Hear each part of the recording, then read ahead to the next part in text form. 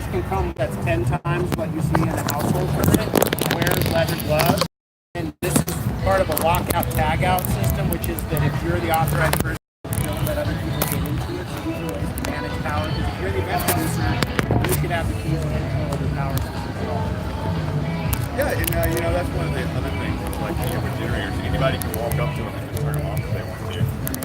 So when you do have a lock on it, that keeps going up and turning that unit off. We've had a couple instances where we've done festivals and somebody just went over there and didn't know, just killed it, right? Killed it one before it was like ready to be killed, and they just didn't know any better. So having a lockout tagout was really nice. So you keep that from happening. That's the worst call you want to get is the festival ends at 8. Someone's like done with main stage, but they don't realize that, hey, we got all this other distribution running, all this other stuff in there, and the main stage guy goes there and just kills the breaker, and then you got a whole, bowl of vendors over here that's, like, hey, my power just went out.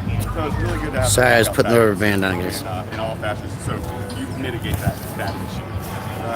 These boxes run off the generators too? Yeah, so what we do is this right here, we come off a generator system, and then we come off of it. There are little outlets inside the generator. We're at Pride Fest, and we're doing a little sustainability tour here. You guys have ever seen Camelots? Camelots are, you'll find almost any major stage, so to speak.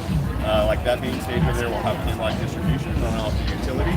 That goes into another panel, and that panel goes into that panel. So there's all kind of different parts and pieces that go into engineering a distribution system that are all breaker protection, right? You have to have breaker protection. Just for those of you who are joining us, we're doing a sustainability tour at Pride, outdoors. A lot of stuff going on in the background. Right? So these boxes are all up to Denver City Code. And remember, when you're doing a festival in downtown, almost in each city, all over the country, you have to have an electrical permit also. So you have to have a certified electrician come out here, ground everything. These are all things you got to be aware of when you're doing converting electricity. So this is like, if you're out in the middle of nowhere, most of the time you don't need one, but if you're in a downtown city area, you have to have an electrical permit. It's just, they want to come out and see that everything is up to code, that everything's got outlets, everything's protected, all that good stuff. We were doing it with our Aztec dancing with our stuff. Yep. We had everybody holding hands, and we went by, and there was something that wasn't grounded. Yep. And it shocked, and the Everybody's shock went hands. through everybody. Yeah. It was like, whoa! But and then of course they all thought it was the truth. You're like, now you're getting your money's worth.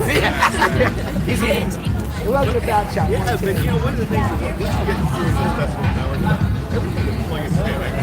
We have Camelot. Brian, nice to meet you. You cannot mess it up, right? So you can take these vessels, you can take disaster, you can take all the different, because it's all going to work the same. How long is Everything is color coded. You can only go in one way, you can only come out one way, the whole 9 yards.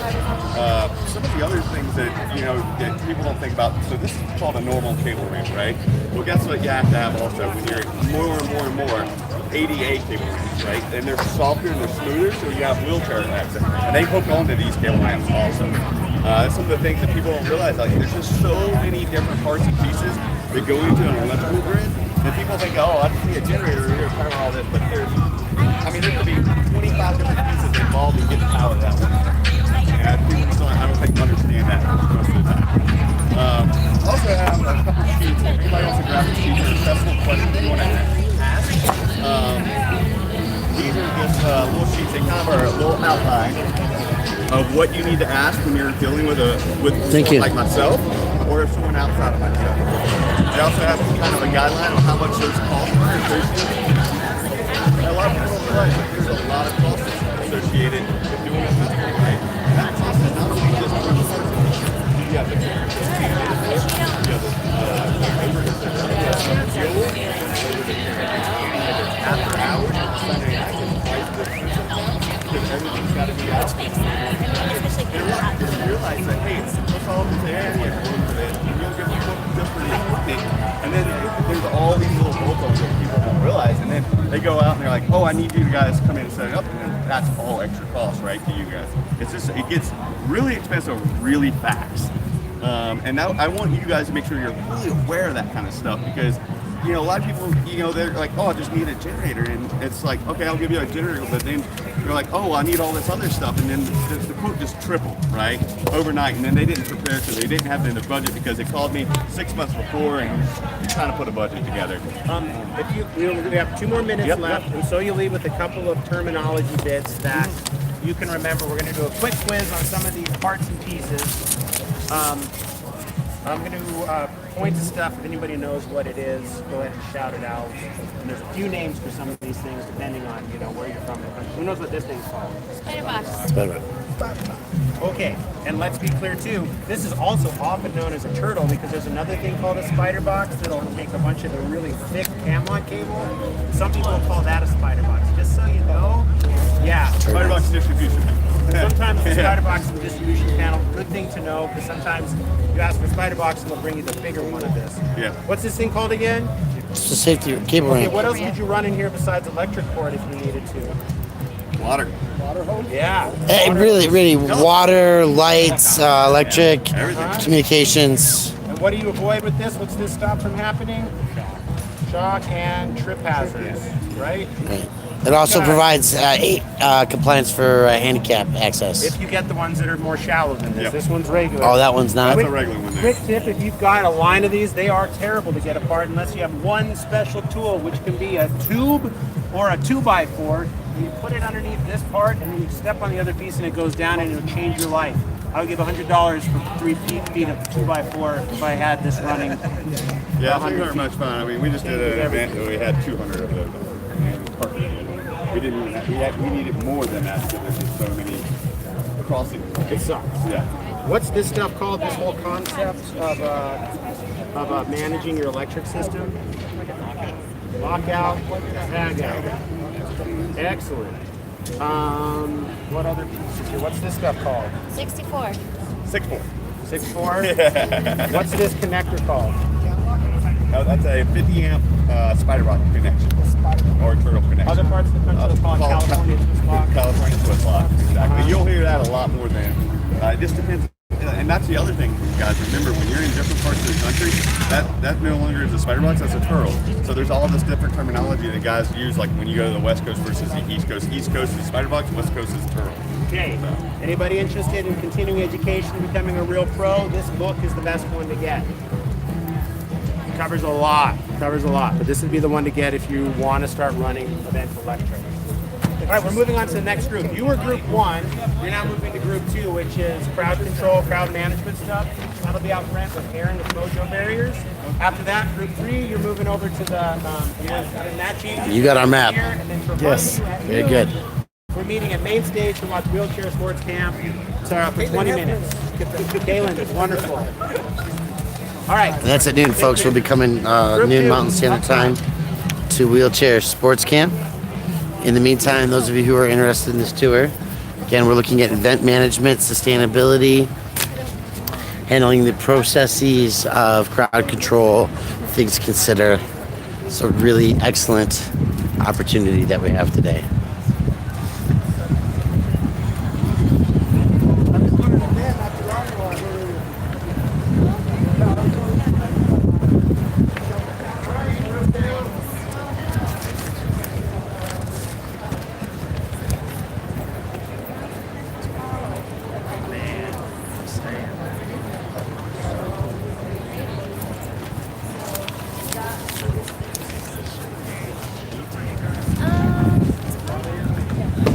Selling something?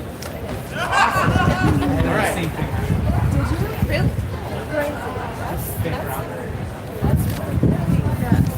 Wow, those are some fun glasses.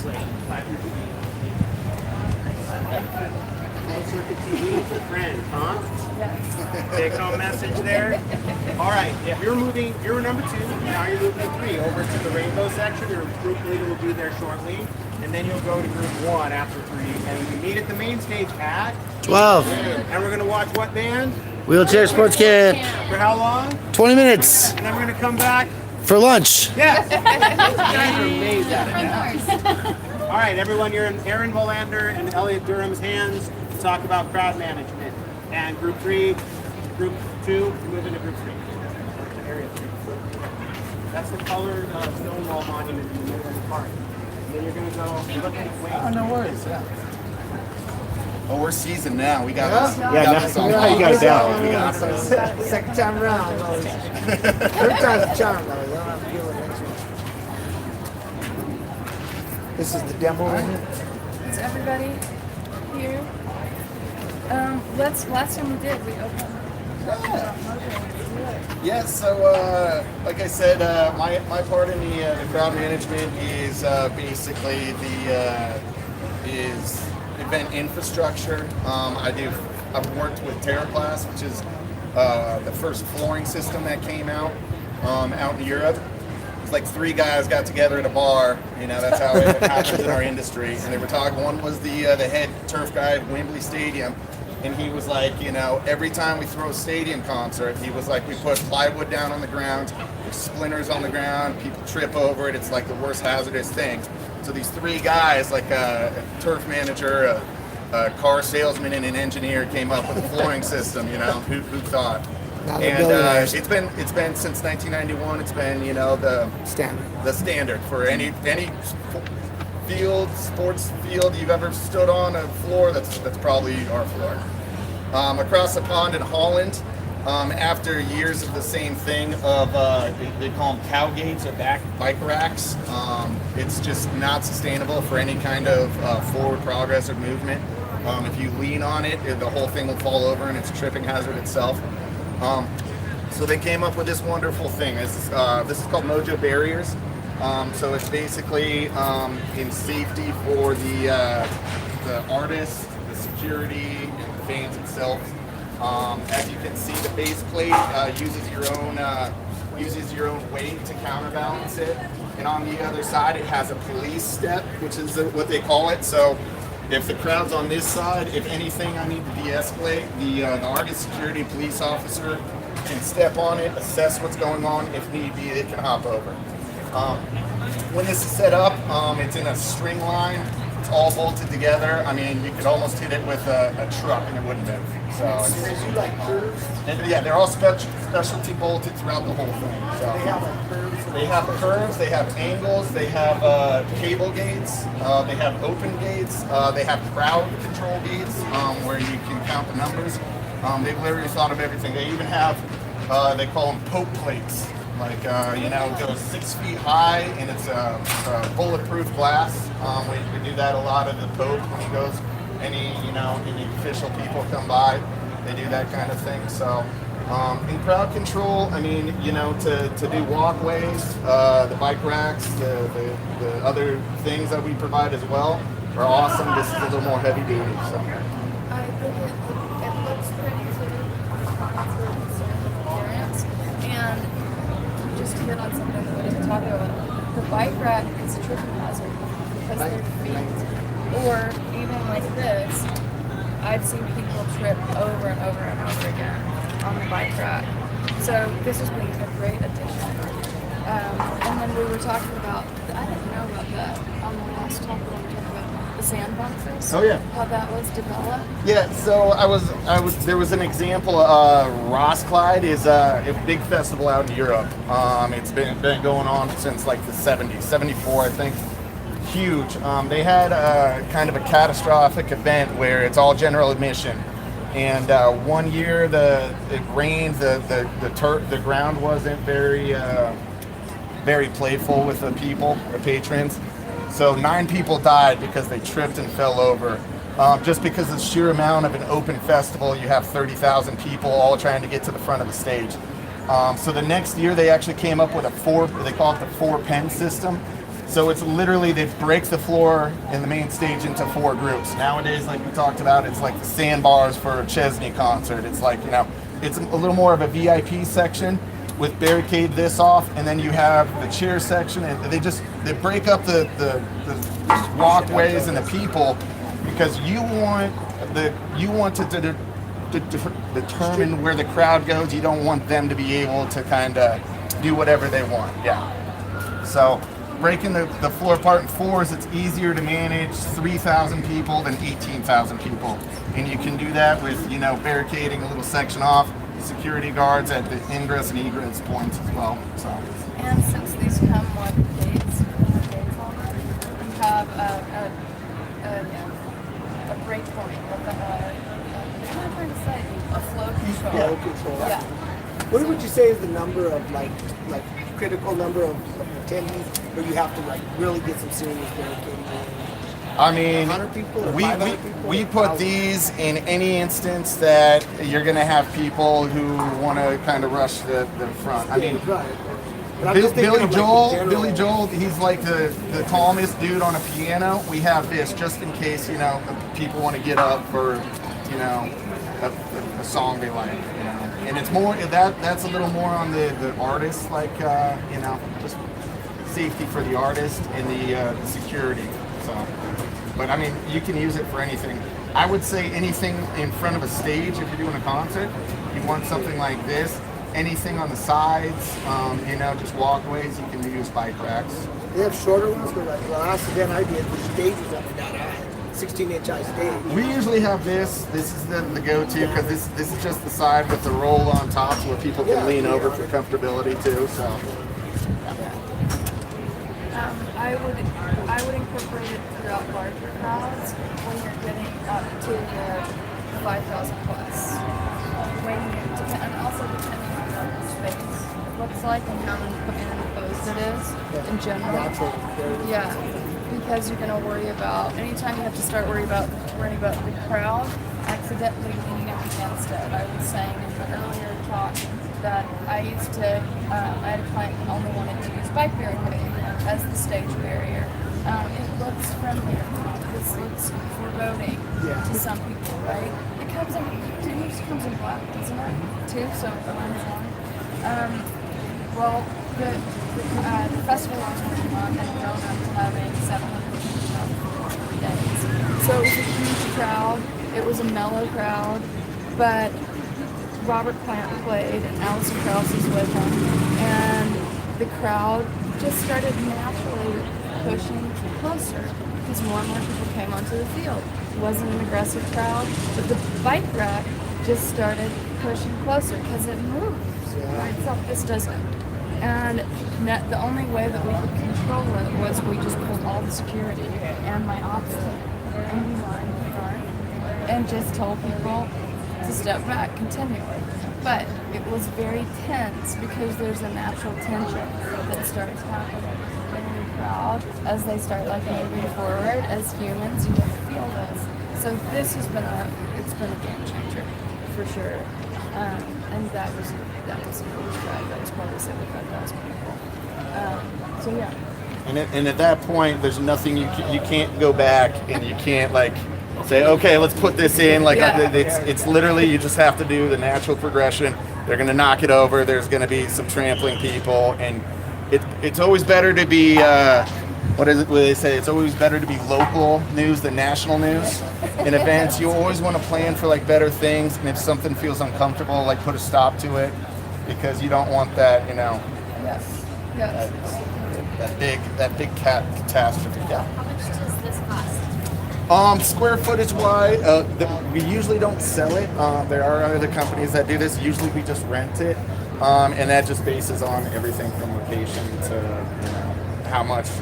But you know, we get quotes out in a heartbeat. So yeah. But for like a 5,000 audience group with a 30-foot stage. Yeah, these are all. Usually we just go. 1,000, 5,000, 10,000. No, we'll just. I mean, 100 of these. I mean, spans like a whole football field. So I mean, these things travel. I mean, they travel well. They travel in big 20 or 12 bits in one little container. So honestly, an LTL truck can drop off 4 of them, and you can get in the front of a whole stage. If you wanted to do other things like cable ramps and around the front of the house and stuff, it's a little different. But I mean, just to go to the front of the stage is the most important, and then on the sides, I mean, bike racks and that kind of stuff. It's usually in the trucking.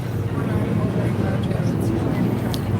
So that's So transportation-wise, I actually picked this up and put it in my Prius and got it here, believe it or not. But we have a warehouse here in Denver. We have warehouses in Phoenix. We have warehouses out on the West Coast, the East Coast, anywhere. So yeah, it's all in the transportation on our side. The product itself is it's affordable. These are susceptible to lightning. That is the natural reason you would want to. Are they? Or It's aluminum. We've never really.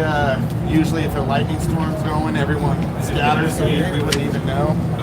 So. So you can hire those get stuff first.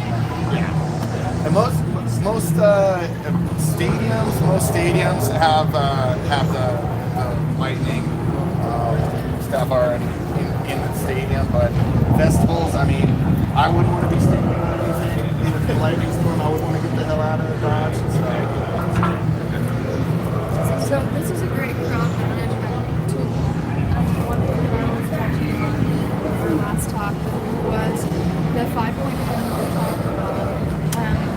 Using this as a crowd management tool, but then educating your staff and looking at everyone as your staff, not just your production crew, funneling them down on how to get out. So you have these, and there's going to be openings in them, and your security is going to know the openings, but you want your staff to know the openings too.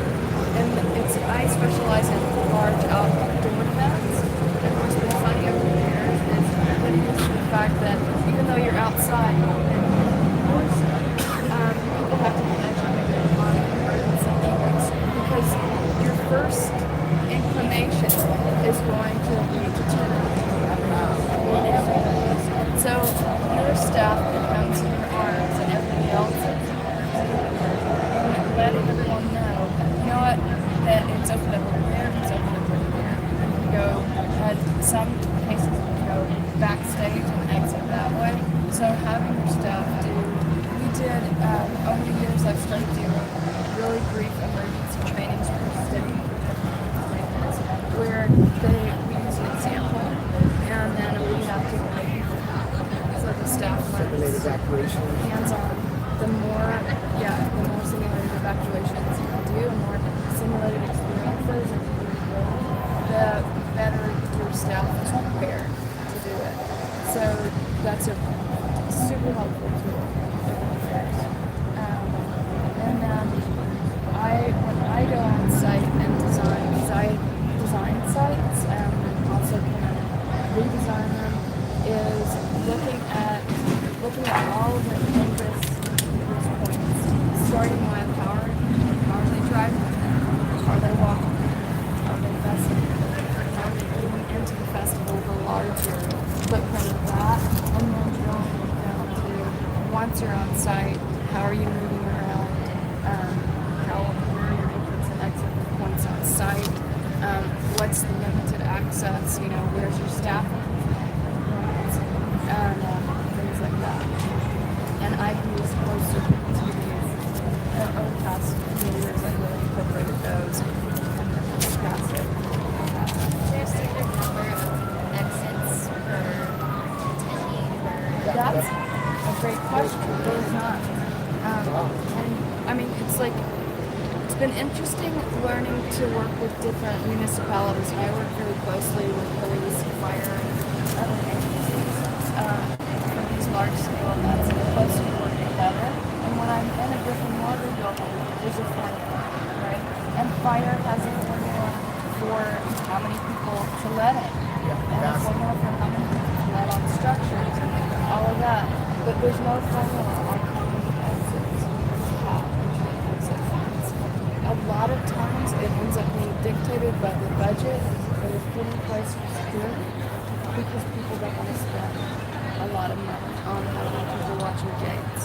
The more you can move towards looking at it from a safety perspective and looking at how big your site is, beyond how big it is, how much you can pack it with a bunch of extra stuff to make it a fun experience.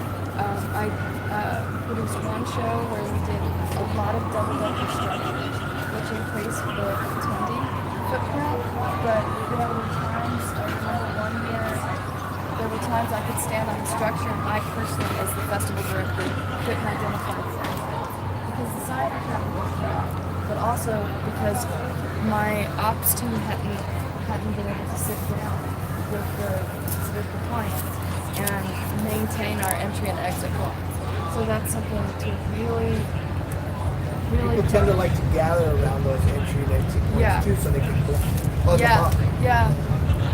Lollapalooza does something really good. C3 and Lollapalooza, which is some of my clients don't like it's not pretty, but they take the scrim, the fence scrim, and on any exit point, they turn it solid. So there are gates here that green, there's 20 feet of red and it says exit. But the first thing you see is red. And you learn to look for the red. I learned it this quickly outside. I was like, red, that's amazing. Because the white signs outside, the chloroplast signs, they fade into they fade in, even the flags. So that's something to look at. I'm sure the fire department would love to come up with a standard, but I don't know if I would. Yeah, when you're on site, I mean, Always open. any concert I've ever done or festival, I mean, you'll do a walkthrough with fire marshal, and he's going to tell you. I mean, every city's different, every state's different. They will tell you if you're doing something wrong. As far as like the classification goes, the United States Access Board has it's an online thing, and it'll tell you how wide your exits need to be for ADA, for a wheelchair. I think it's every aisle needs to be at least 36 inches, like 3 feet. But it's a good thing. It's like for egress points, you can't have something protruding more than like a quarter of an inch.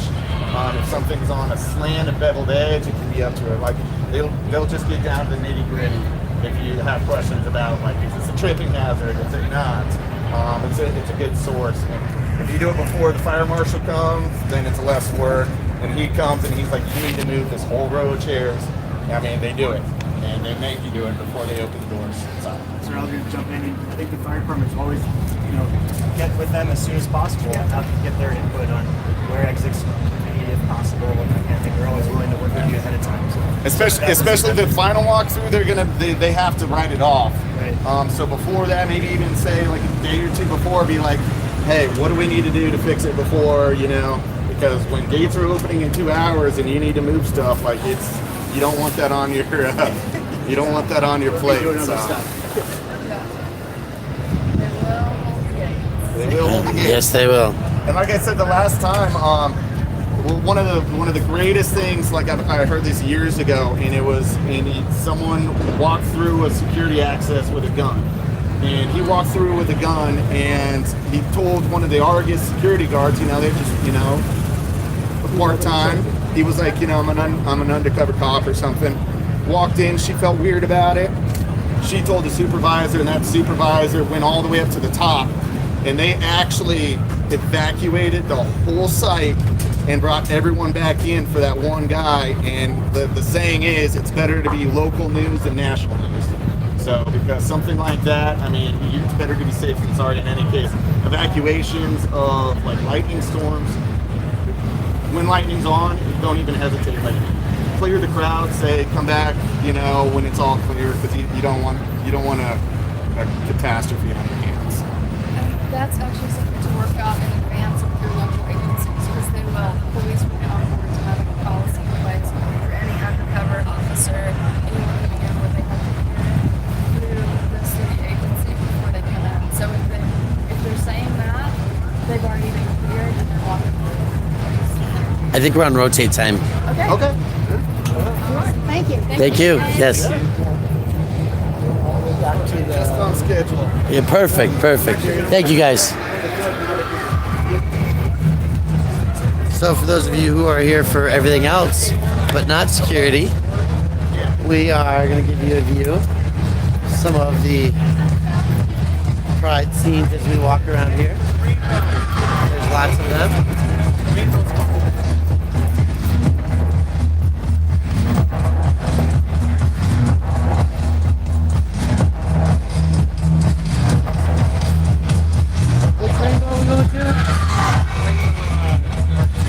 Oh, the sculpture, fantastic. I'm gonna walk around this side, guys. Let you see this stage that we're gonna head up toward. A little dance party going on over here.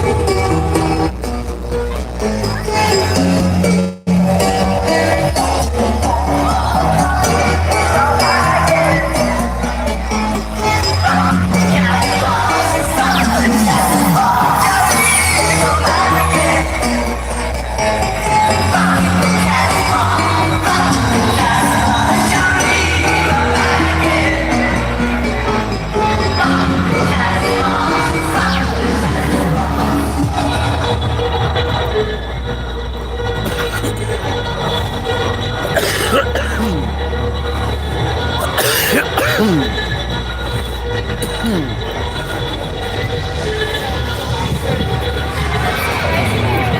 right, everybody, we have green switch here. You know that that's the kind of major way to green Let's go take a look at the wall while we're here.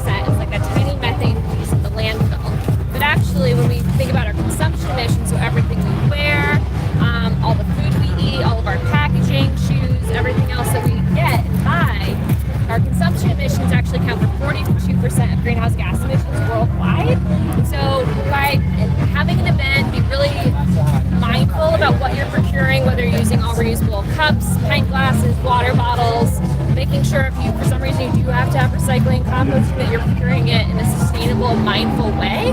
That's one of the biggest things you can do. And you guys have access to patrons in a way with having, like, teaching them how to recycle and compost and be more mindful. Because we like to think of the waste being kind of the gateway drug to sustainability, right? Because it's something that you can do on a daily basis and participate in, unlike maybe like low flow toilets, things like that of that nature. So we'll make our way over to a fill station so you guys can see like what sort of an impact like having a refill station for water bottles versus providing single-use water bottles can do at an event. And we'll talk about like the different challenges and different options for you for recycling, composting, and reuse. Does that sound okay? Yeah. Okay.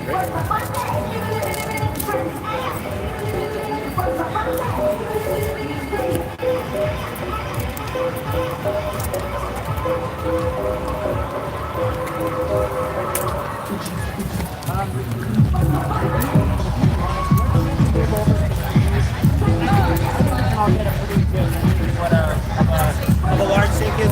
It's almost amazing how simple it is. Hey guys, so again, just to remind that we are focused primarily on the sustainability aspect of this trip.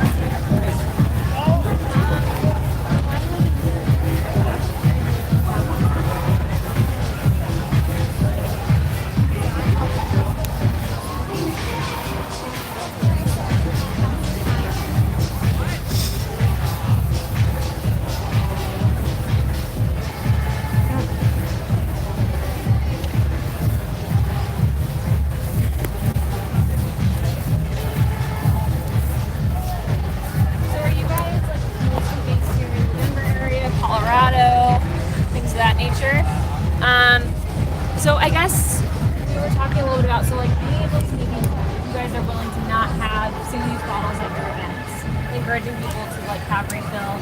You can always have some sort of a souvenir cup or bottle or a deposit program, so you can pay a deposit, like to check out at the that's becoming, yeah, or bring your own. So some of these music festivals and things are actually starting to have like deposit, like wash option for pink glasses. The user can either like bring their own camping, like clean canteen type pint glass, or they can get it at the festival, usually pay a deposit. When the festival's over, they can turn it back in, or they can use it if they want to use it here. Instead of having to get plastic cups every time someone gets a new beer. So it's another really good option to consider. Should we talk about like the challenges with recycling a little bit, or do you want to talk about certified green? I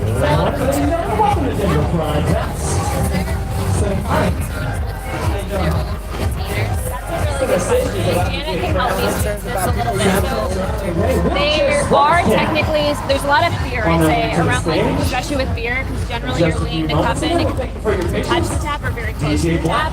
If you have proper training for essentially your vendors on how to pour like beer, the health department's not going to worry about it. They do not want that cup touching that tap. That's more of like a training piece a little bit. How to still get it so you're not like wasting a lot of beer, so you're still able to use the reusable cup. Right, and that's true. That being said, I will tell you that you'll always have to make your health to get your permit and so forth for a festival event like this.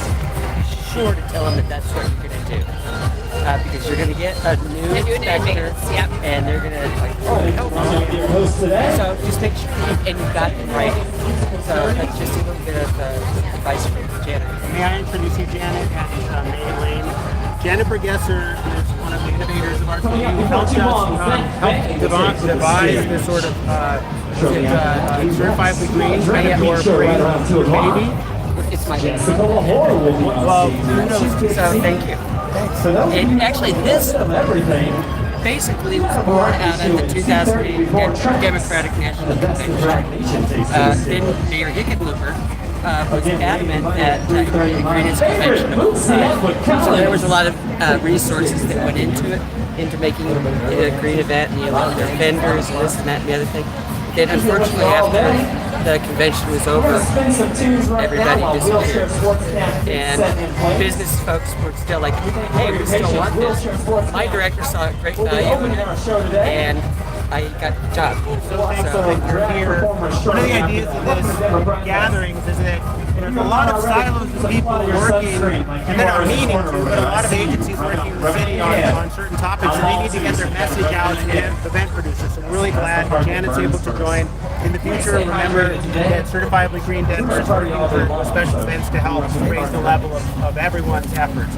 To introduce Ms. Megan Lane, my wife Molly went on a tour with her through the waste management cycle that Denver uses for composting and multi-stream at the MRF, and said it was one of the greatest tours she's ever done, was looking at trash all day.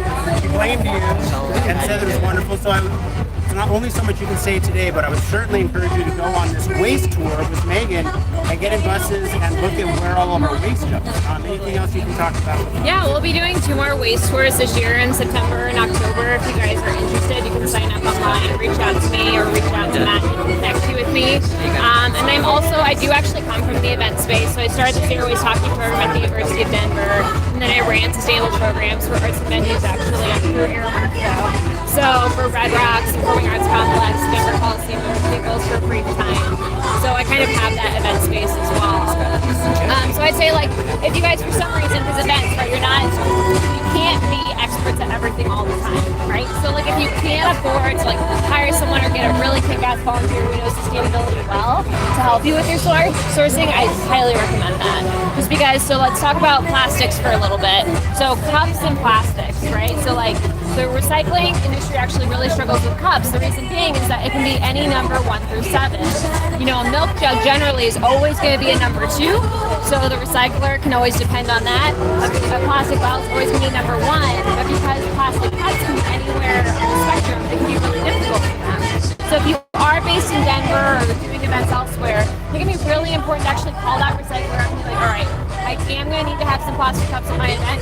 What number are you looking for to make sure we can get recycled properly? That's huge and really helpful from their side of things. So I thought the MRF unit, I know the one here in Denver for waste management, has a multi-million, it's like a $40 million laser scanning system. So it's like a $40 million optical sorting system. So here in those sorters are able to actually designate between a 1 and a 3 or 4, aren't they? Well, so waste management, in my opinion, actually isn't a good example, but do not say that. The Alpine Waste Recycling is the MRF you go see. It's the most state-of-the-art recycling facility in the state, if not the entire western region. They've been retrofits the last 10 years because it's so important to them to be doing state-of-the-art to improve their sorting mechanisms. I would say other recycling facilities in Denver have not done that. So Alpine has 2 different optical sorters for plastic, number 1s and number 2s. And they have a robot that sorts out some of the mixed plastics. Even then, he's looking for very specific types of plastic. They don't have markets for every material 1 through 7. That's the necessarily. And all those different plastics, even like a berry container, which is the number one versus a plastic bottle, has different melt points. So they have to be really careful, because if they downgrade their plastic too much, they're not going to get money for them, or they may not be able to actually get it recycled. So it's a little bit more complicated than just that. And then from a composting perspective, so if you want to do compostable plastics and you actually have the luxury of having composting in your event, one thing that's important to do is always look for BPI certified, which is came nationally. BPI certified means it's been ordained to be a compostable plant-based plastic that will break down at compost facilities. The challenge is we live in Colorado where it's super freaking dry. So what I'd recommend you do is there's something new called the Compost Manufacturing Alliance, and they're testing out compostable material from around the country. Up in Seattle, we actually have one here in Colorado. So if you go on CMA's website and they say it will break down here in Colorado, that is like your golden stamp to say go ahead with this product. And be careful with them. If they get hot, they melt.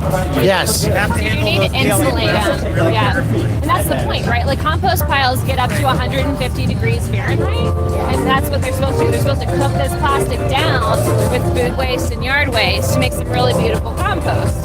So just keep that in mind. The other piece too is like when you're doing these events, having the 3 streams, but also having like volunteers that you train with good signage to help people dispose of things properly. Like a recycling facility can handle 15% contamination, which is like bad stuff that shouldn't be in there. Composting, they don't have any sort of, it's only 2%. If your load is more than 2% contaminated, we're going to send that load to the landfill. That's the last thing you want for your event. You look at it, and there's more than 2%. All your work goes away, and they throw away all of that compostable stuff. It's 3 or more percent. It makes sense, right? The last thing you want is plastics or other bad stuff in our soil. So that's why they have to be so like careful with what they're accepting. We're going to add to the other piece of it too. Yeah, you're recycling, you're composting, and so forth. As Megan initially said, it's like you do that life cycle analysis. It's awesome to recycle, but then you have to close that loop and buy materials that were made for recycling materials. So that whole piece is really huge, and that's what we need to do in Colorado. Beautiful day. Communication with your food vendors for large events is your number one pinch point for reducing the amount of unuseful stuff that happens. So often they can insert something in a napkin or something, or on a much more simple serving, or they can maybe adapt their menu a little bit. So like a company that would only use like a large plastic clamshell to maybe adapt their menu a little bit, because they're like, we're not going to be able to accept that. It's something people can eat out of hand and throw in the compost, and there's no waste. But that requires a conversation with food vendors beforehand. In the case of Sarah, who runs Lake Nickel, she's talking to food vendors all the time and catering companies about No, you're good. And one thing, if you're a pretty like big event, you have like a fair amount of money at your disposal, RTW is actually a really good thing. They had a sustainable like product sponsor. It was Eco Products, and I worked there. And the coolest thing that Eco Products can do is they'll actually make a customized like website for purchase for vendors. Vendors will only be able to find approved stuff for your event. So you don't have to worry about doing the inventory, ripping open their boxes and be like, guys, this is not compostable. If they can direct them to that website, they can purchase through that, and Eco Products or whoever it is can even deliver it to the event for you. You don't have to worry about any of that stuff getting into your event. But like Bill said earlier this morning, Bill's a great partner with Certifiably Green. It's providing folks with that buying power. It's like, get everybody together at once and say, okay, this is this type of event. Let's just put all of our money together and purchase this material.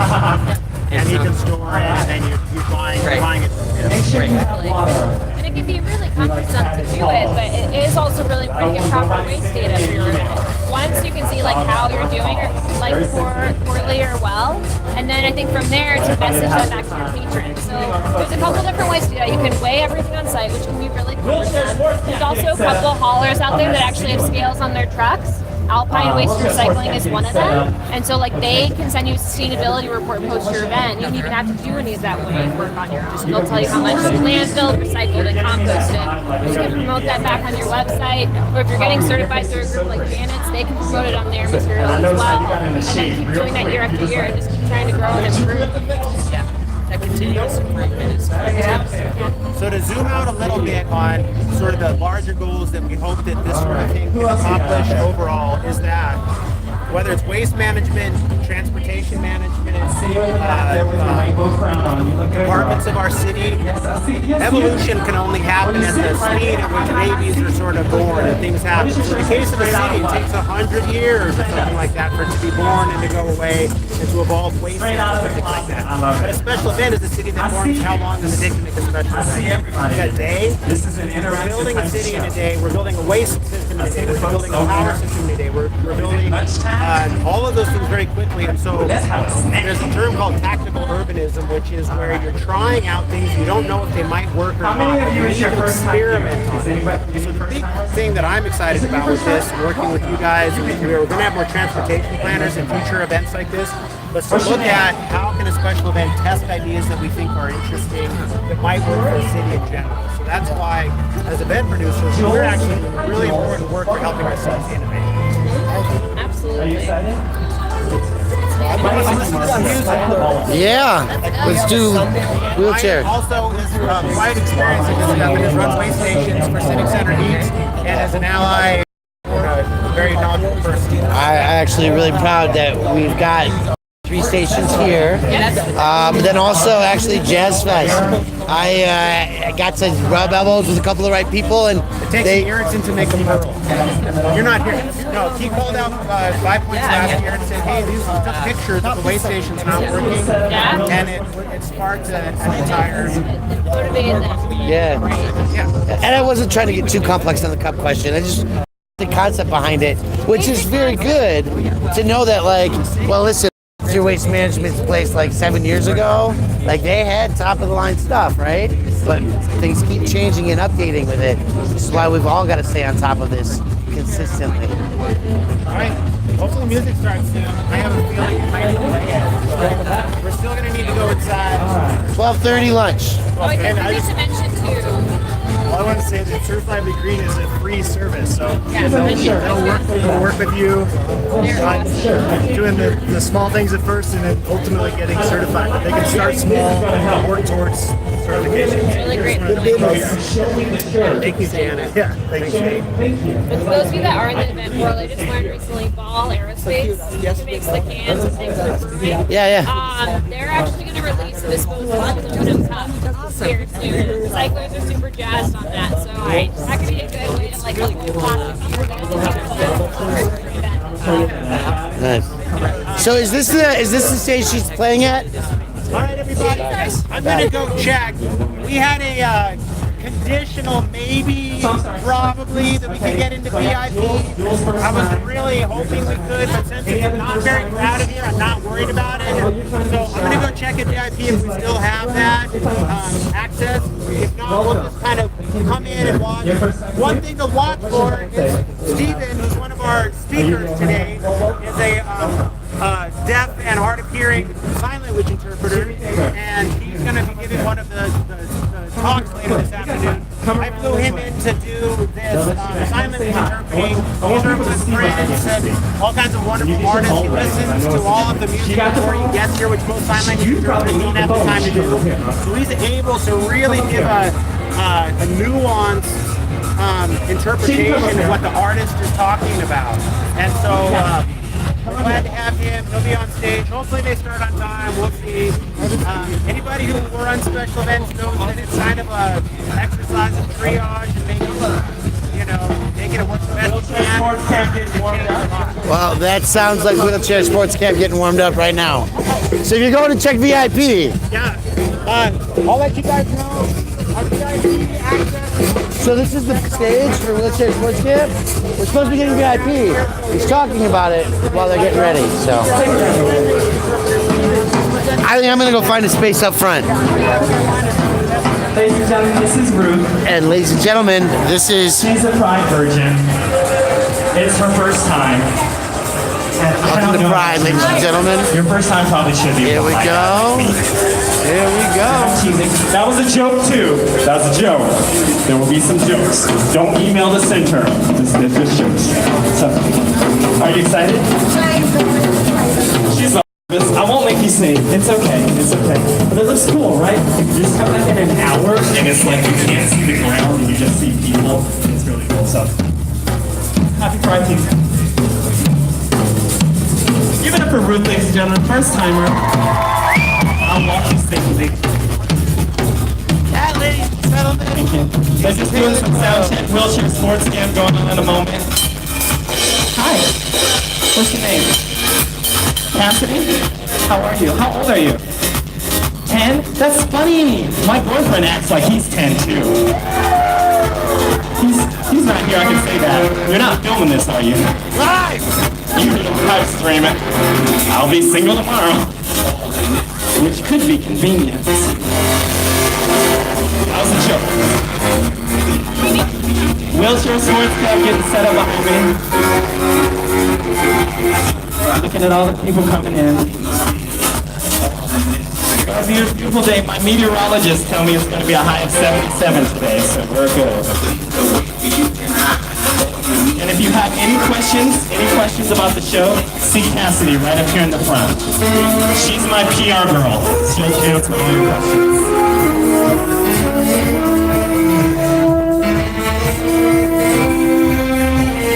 First time? Nice.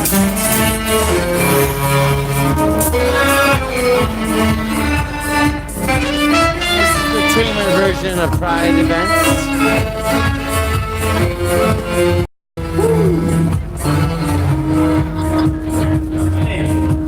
Alexis? Hi, Alexis. Welcome to Pride Fest. No, we gonna practice your wave. Okay. Because I said hi, Alexis. She's like, so Alexis, we're all gonna show you how to wave, okay? Everybody, would you help me with the wave when someone says hi to you? See how high those hands are, girl? That's called pride. So now it's all on you, all by yourself. Hi, Alexis. There we go. Give it up for Alexis, ladies and gentlemen. First time. Girl, you have that pride today. You wear that flag like you own it, girl. All right? Have fun today. Oh. This is the best part when I get to like talk to the people. Are you filming me too? Wait till I change and put on something cute. Who's been to this show before? Oh wow, thanks for coming back. Hello. Great, how are you? Great. I'm Brian. Pull over there. Alyssa, pleasure to meet you. Well, nice to meet you as well. We met again, but tell me. Alex, all right. And Brett again. Yes, good to see you again as well. Good to see you. We're live streaming for the benefit of my audience. About the sustainability, I wanted to add more of that to my channel these days. We do so much first amendment action that my channel's getting overwhelmed by that and not everything I want to do. I see people just getting comfortable And too. it's cut the plastic. You just lay it down. Cut the plastic. So my goal is to invest into a large scale plastic cutting machine to shred plastic. Then we can bake them and turn them into on islands where the plastic tractors are big. Thanks. So here we are, folks. We are going backstage. I can see the whole audience be like, yes, Marcel. We are going backstage for the. Everybody squeeze up. Photo time. Ladies and gentlemen, please do me a favor. Give it up for DJ Black Girl back here. Sven. Come on in there. Get in there.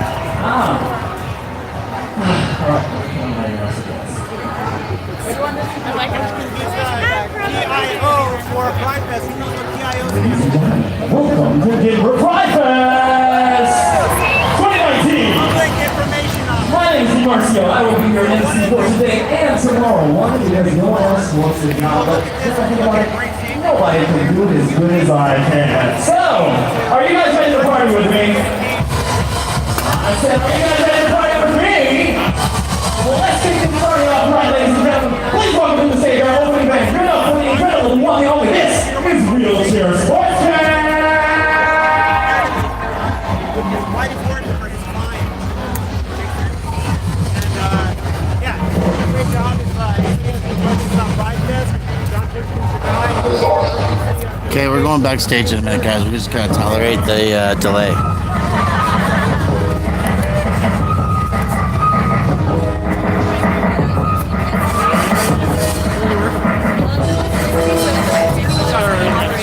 supposed to do one of these later? Yeah, for if you wanted to drink. Thank you.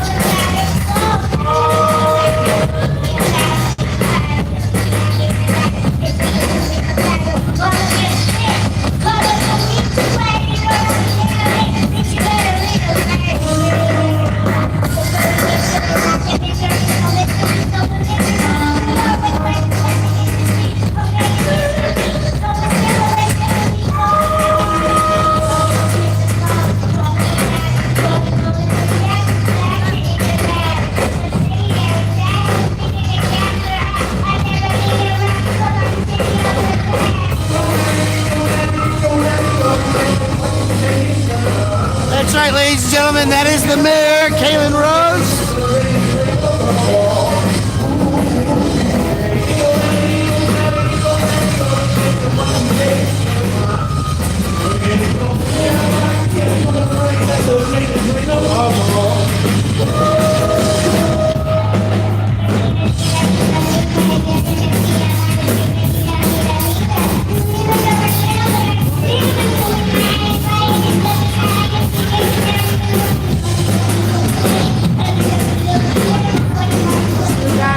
Ask to pass the live stream. You guys okay? Thanks. That's right, folks. I just got a press pass to Pride. Wonderful.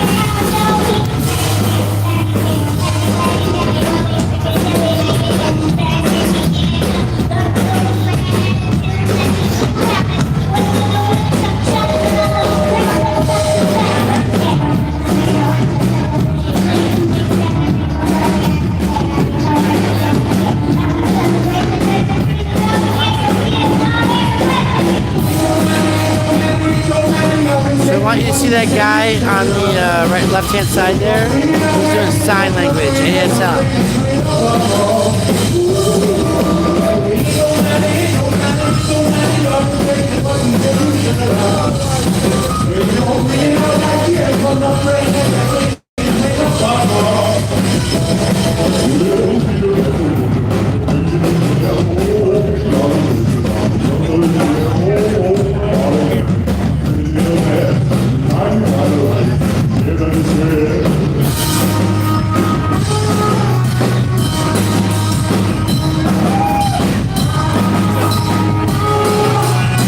Those of you who don't know, this is Kaylin Rose with Wheelchair Sports Camp. Kaylin ran for mayor of Denver, placed 5th.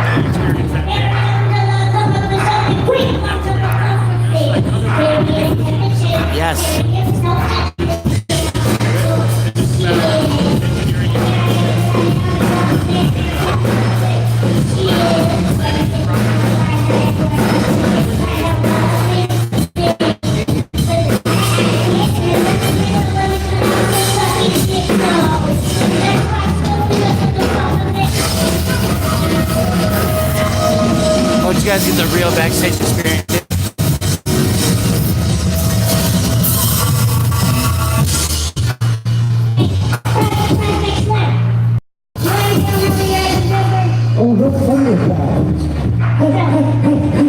I better love the river. Pebbles through my water. So take you from the ocean for no other man or father. Further from the smoky substance, because of the righteous and the continuous circumstances that you're feeling cautious. Auction by your river. Even in the clouds, a mighty flash of all what changed to what has. As you go straight to think of what the truth of past is running your class. Go off the right path. But you can love the rest, but you can love the trash. Back, like nobody can do this. Why you just have to go to the already changed every love. So why is there already coming with more by the sun? So when you let me on the take the witness, but I gotta feel it's some kind of power. Whenever it is, you can play the power of it.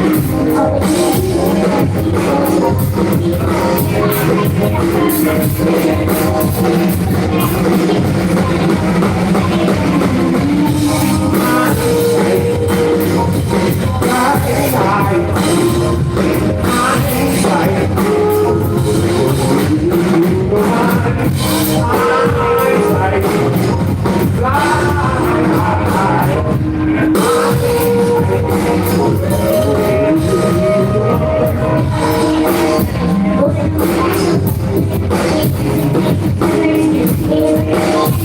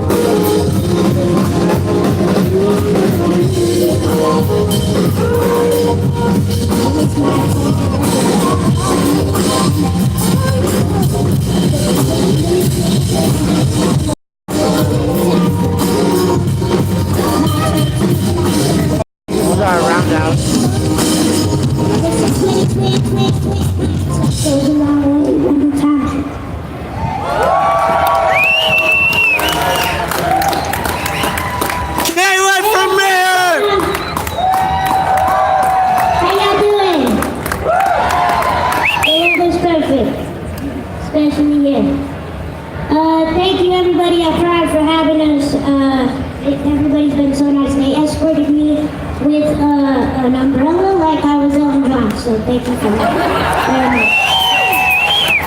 The other queen. Hey, it's 50 years of rioting for gay rights, that's what's up.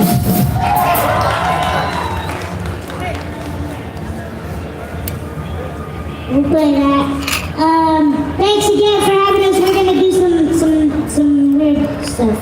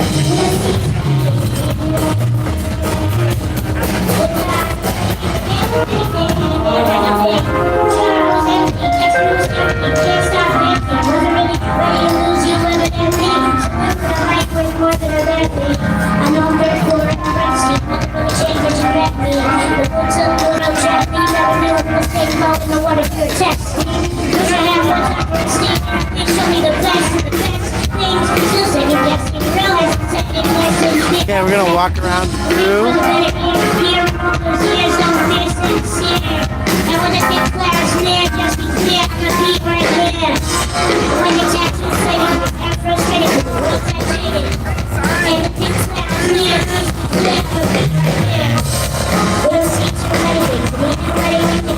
No, that's not Vern. That's Jalen Rose. How much are drinks?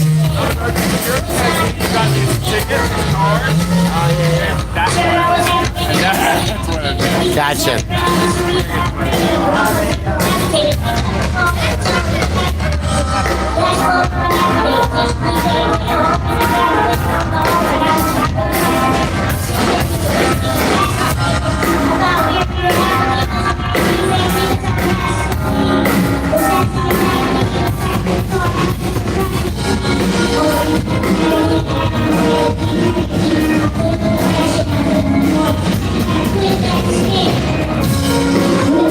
So we got over here some popcorn.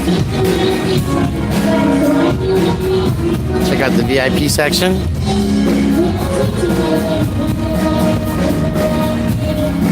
They have popcorn and muffins.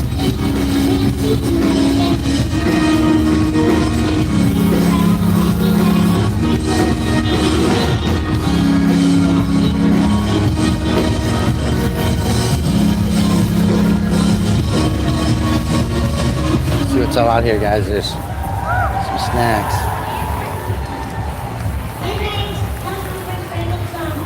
Is that a banana? Yes, that is a banana. Are you just happy to see me? Maybe.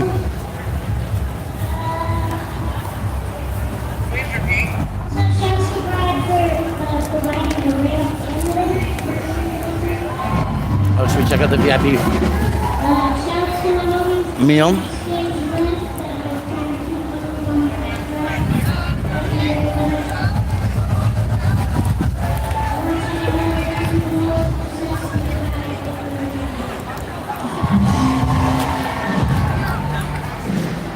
Those are not recyclable forks and silverware. Shame on them. But look at the food. Chicken, meatballs, salads, wontons, non-recyclable plates. Yep.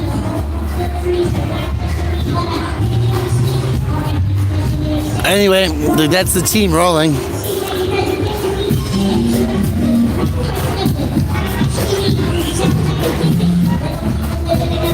So we'll stay with our crew here.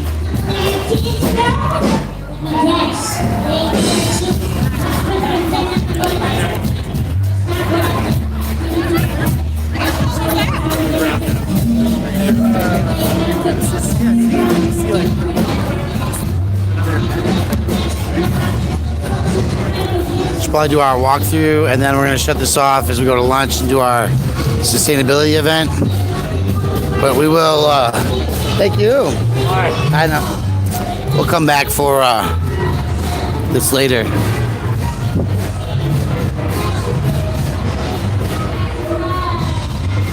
Hey, Freddie. Yeah, no, the idea is it's not sustainable. Plastic isn't. A paper plate, a hemp plate, a recycled materials plate, much more efficient. See you later. I got a press pass now.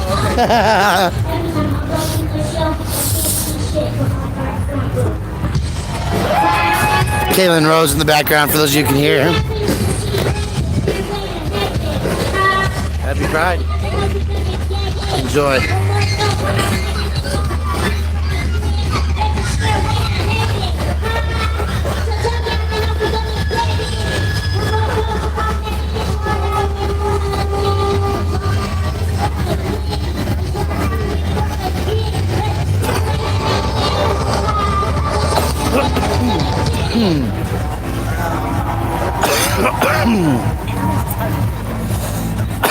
So for those of you who are just joining us, we are at Pride in downtown Denver.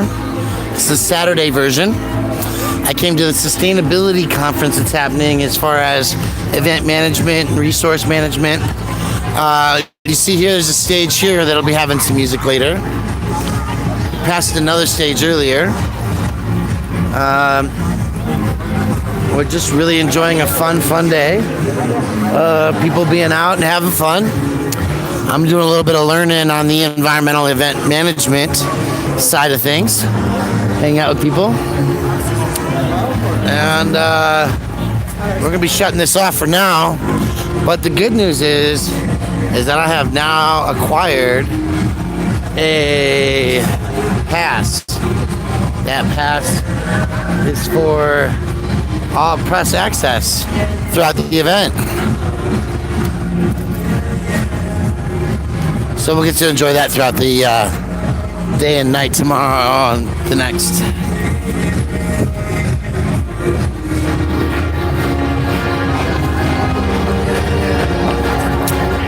All right, we'll talk to you later. Thanks for joining us.